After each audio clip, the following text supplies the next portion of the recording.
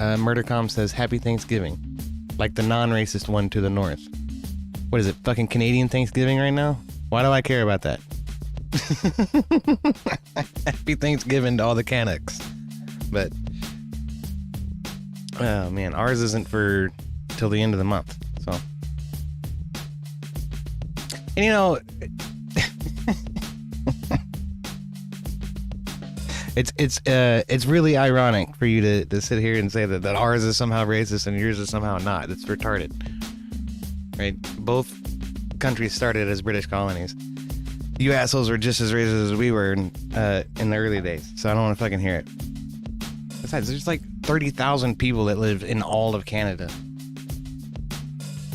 They're literally insignificant. If not for America, China would have fucking steamrolled your asses, you know, a century ago. But let's not talk about that.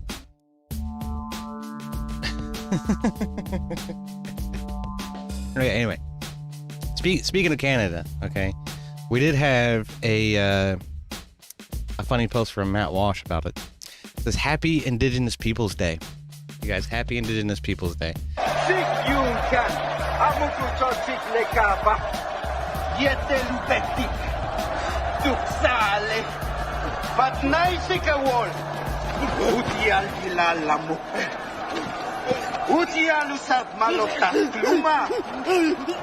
For those of you who don't know, this was a movie about the Aztecs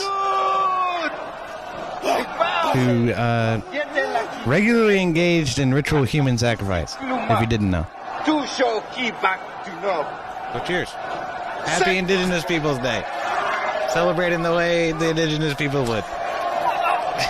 By cutting a man's heart out in front of a crowded stadium.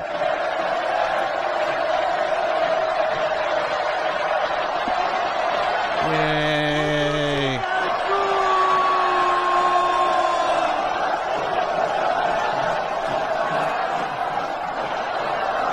It's actually a really compelling story. It's about these guys dressed in blue who are prisoners. Were like this relatively simple nomadic tribe living in the woods, and then the civilized, quote unquote, Aztecs came and took them all over, captured their village, and killed a lot of their people. It's a very brutal, gruesome movie, too.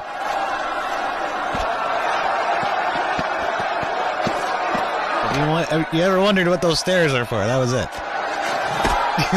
Bowling. This is how bowling was invented. No. I'm just kidding. That is awful. It's probably going to get me in trouble with YouTube for sure. But, all right. Happy Indigenous Peoples Day. I didn't even think about that. I probably should have. Don't worry, YouTube. I'll edit it out, I promise. Eventually. Murdercom says, yours at least has purpose. Like, we wouldn't have Black Friday without Thanksgiving. Native around the Grand Lakes, a lot of them were cannibals. Yeah, well, there you go. I'm not surprised by that. I mean, you know, it seems like every time we talk about it from a political or cultural perspective, it's always through rose-colored glasses. It's like, those folks were brutal, man. It was a brutal time to be alive. And there's not a lot about that's, I don't know, admirable, you know? Like, they had, the Mayans had that calendar system that was incredibly accurate. That was pretty cool, you know? And not everybody was like that, obviously, but, I mean, with the cannibalism and the human sacrifice, but that definitely happened. And there was a reason that the Native American tribes across the continent had not, unified in a singular nation. It's because they were constantly fighting with each other, warring over territory, killing each other, left, right, and center. And they had turned into nomadic tribes as a result of the endless, incessant conflict that, plagued them for the almost the entirety of their existence. So that's why the Europeans found it so easy to sort of conquer the land, is because they were very disorganized and in relatively small groups that didn't offer a lot of resistance. It wasn't some grand utopia, that was lacking white people, where there was no oppression and no racism and everybody was living hunky-dory. No,